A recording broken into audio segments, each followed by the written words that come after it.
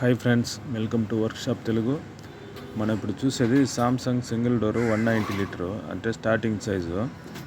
దీని ప్రాబ్లం ఏమంటే కంప్రెసర్ అయితే హై ఎంప్స్ తీసుకొని ట్రిప్ అయిపోతుంది. గ్యాస్ అయితే మనకు ఫుల్గా ఉండింది. సో బాక్స్ అయితే ఎక్కడ లీక్ లేదు. కండెన్సర్ కానీ కూలింగ్ కాయిల్ కానీ అన్నీ బాగుంది. దీంట్లో వచ్చే కంప్రెసర్ సైజ్ అయితే మనకు 143 అనేది స్టార్టింగ్ సైజ్ వస్తుంది. దీంట్లో రెండు వెరైటీ వస్తుంది. 3.5 కెపాసిటర్ తీసుకునేటి ఒకటి, 5 కెపాసిటర్ తీసుకునేది ఉంటుంది. కానీ ఇది వచ్చి స్టార్టింగ్ సైజు. మనకి ఇప్పుడు దీనికి కంప్రెసర్ పోయింది. మనకు పక్కన ఉన్న మనం ఇంకొక ఫ్రిడ్జ్ ఉంది, ఓల్ఫుల్ జీనియస్ 180 లీటరు. దాంట్లో వచ్చి 1340 కంప్రెసర్ ఉంటుంది టెకంసాలో. ఆ సిరీస్ కంప్రెసర్ మనం దీనికి ఎత్తి మనం ఇప్పుడు దానికి బిగించబోతున్నాము. రెండు దాదాపు ఈక్వల్ సైజే. ఈ కంప్రెసర్ కూడా మనకు దాదాపు 200 లీటర్ దాకా సపోర్ట్ చేస్తుంది సింగిల్ డోర్ ఫ్రిడ్జ్కి 1340 అనే సైజు. ఈ రెండింటికి ఈక్వల్ సైజు కాబట్టి బాగా చాలా పర్ఫెక్ట్గా ఉంటుంది వర్కింగ్ అనేది. కానీ కొన్ని సామ్సంగ్ కొంచెం ఒక 7 ఇయర్స్ ముందు వచ్చిన ఒక ఫ్రిడ్జ్లో టెకంసా కంప్రెసరే వచ్చేది. దానికన్నా ముందు వచ్చే కంప్రెసర్లోనే మనకి 1340 అనే కంప్రెసరు సామ్సంగ్ వాళ్ళదే పెడతా ఉన్నారు. ఈ రెండు కంప్రెసర్కి మామూలుగా 134 గ్యాసే వస్తుంది.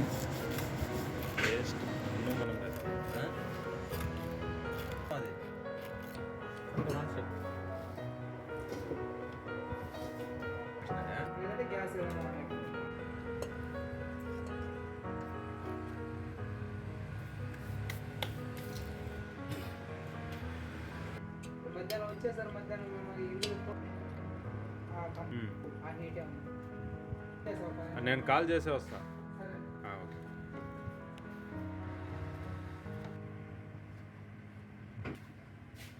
గ్యాస్ మరి ఎడుతుட்டு వెళ్ళవరు ఈ కంప్రెషన్తో పెట్టి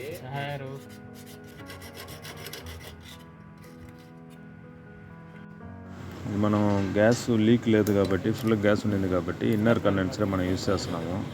అది మనం ఇప్పుడు ఆడ ఫిల్టర్ దగ్గర మనం ఫిల్టర్ వేస్తాం కదా, అక్కడ కండెన్సర్ మనం నీట్గా ఫ్రెష్ అవుట్ కొట్టేటప్పుడు ఆయిల్ రాకుండా బాగా ఉంటేనే మనం దీన్ని యూజ్ చేయాలి. ఇన్ కేస్ ఎక్కువ ఆయిల్ వస్తుంది, డస్ట్ స్లిమ్ అలాంటివి వచ్చిందంటే ఖచ్చితంగా దాన్ని కండెన్సర్ యూజ్ చేయకూడదు. మళ్ళీ రిజల్ట్ రాదు. ఒకరో గ్యాస్కి మనకు ఫుల్గా ఎక్కేసినట్టు చూపించేస్తుంది. రిజల్ట్ అయితే రాదు. దాన్ని వెల్డింగ్ చేసి ఆ పక్క ఫ్రెష్ అవుట్ కొట్టేటప్పుడు దీన్ని వాడచ్చా లేదనే విషయం తెలుస్తుంది.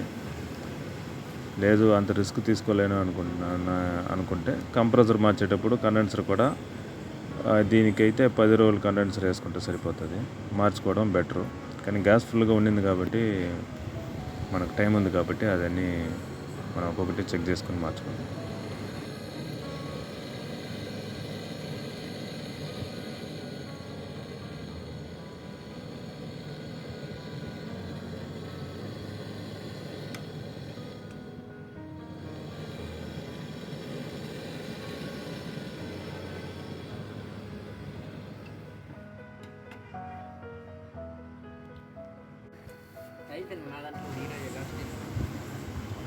కండెన్సర్ ఫ్రెష్ అవుట్ కొడుతున్నాము. ఆయిల్ ఇది డస్ట్ స్లిమ్ ఏం రాలేదు, బాగుంది. కంప్రెసర్ ప్రెషర్ కూడా బాగుంది. సో మనం దీన్నే వాడుకోవచ్చు, ఇబ్బంది లేదు. అది డైరెక్ట్గా పైన ఐరన్ పైప్ నుంచి ఒక 4 ఇంచ్ ఎక్స్ట్రా మనం కాపర్ పైప్ వేసుకుంటున్నాము. ఇన్ కేస్ మనం ఇప్పుడు చేసేటప్పుడు ఏదో సంథింగ్ చిన్న రాంగ్ జరిగింది అనుకుంటే మనం కట్ చేసుకుని మళ్ళీ ఒకసారి ఒక అవకాశం ఉంటుంది వెల్డింగ్ చేసుకునేదానికి. లేదు మనం దాన్నే అట్టే పైన ఒకసారి ఇచ్చేస్తున్నామంటే మళ్ళీ రెండోసారి కట్ చేసుకున్నాం, లేదా దాన్ని తీసేసి మళ్ళీ వెల్డింగ్ చేయడము అది కుదరని పని, మళ్ళీ వేస్ట్ అయిపోతుంది. మళ్ళీ ఖచ్చితంగా యాక్షన్ కండెన్సర్ వేసుకోవాల్సి వస్తుంది.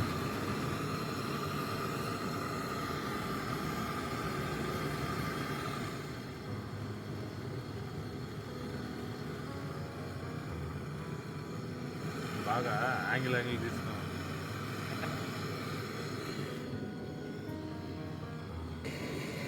రెండిట్లోనే ఎక్కించేసాం.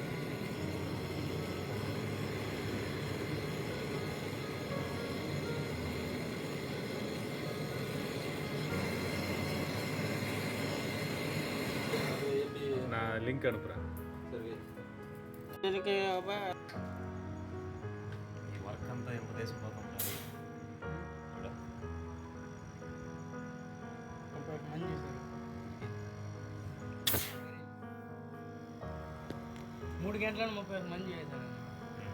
సెక్షన్ కూడా ఒక 2-3 టైమ్స్ కొట్టుకొనేసి ఒకవేళ పాత కంప్రెసర్ ఆయిల్ ఏమైనా ఎక్కువ స్ప్రెడ్ చేస్తుంటే పైన ఆయిల్ చేరున్నా మనకు మళ్ళీ కూలింగ్ రాదు. అందువల్ల అదన్నీ కూడా చెక్ చేసుకునేసి వెల్డింగ్ చేసుకోవడం మంచిది.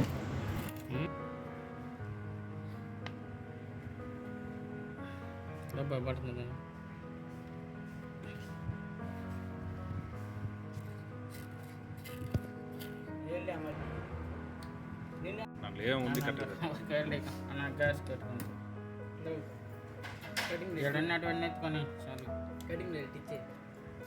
ఒకటి ఉంటుంది 3 కటింగ్ బ్లేడ్ ఉండాలి అంగట్లో.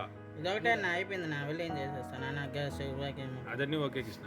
కటింగ్ బ్లేడ్లు అన్నీ అక్కడ వెనకాల ఒకటి ఉన్నది, స్క్రూ డ్రైవర్ ఒకటి ఉన్నది, ఎత్తది cutting blade, screwdriver, wire cutter, tape, clamp meter ఎత్తి పెట్టేసి ఇవన్నీ పెట్టేస్తాను చెప్పు.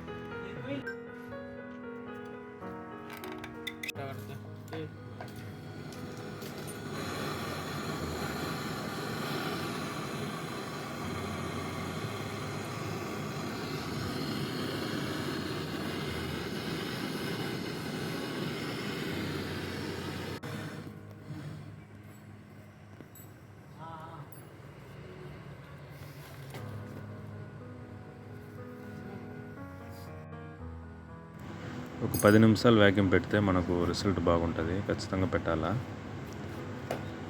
పెట్టేసి మనం గ్యాస్ ఛార్జింగ్ చేయబోతున్నాం.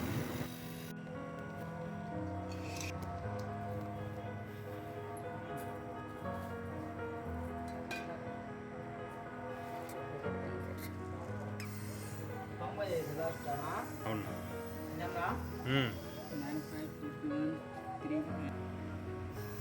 అది సర్రని ఈజీ నేర్చుకునేది 500617795435195.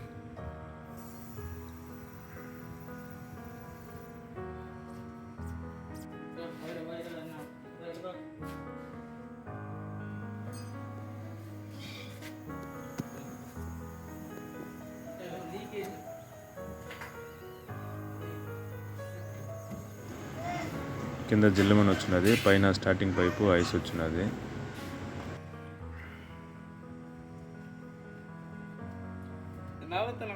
ఇంకేం చేసేది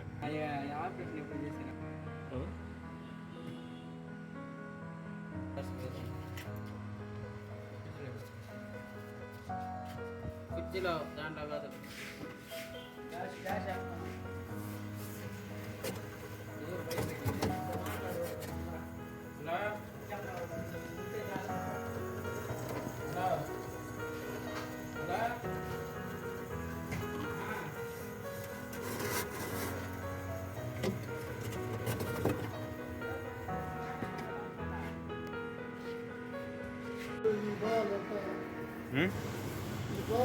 కింద 2 వరుస బాగా పూర్తిగా వచ్చేసింది. ఇంకొక 15 నిమిషాలు 20 నిమిషాలు ఉంటే మొత్తం షీట్ మొత్తం వచ్చేస్తుంది. వెనకాల ఉండే 2 రో వరకు మనకు వచ్చేసిందంటే వర్క్ అనేది కంప్లీట్ అయిపోతుంది. కరెక్ట్గా పోయినా 20 మినిట్స్ తర్వాత మనం చూస్తున్నాము షీట్ మొత్తం ఐస్ వచ్చేసింది. పైన మొత్తం కాయిల్ మొత్తం ఐస్ వచ్చేసింది. ఫ్రెండ్స్, ఈ వీడియో నచ్చిందంటే లైక్ చేయండి, మర్చిపోకుండా మన ఫ్రెండ్స్కి షేర్ చేయండి, మన ఛానల్ సబ్స్క్రైబ్ చేయండి.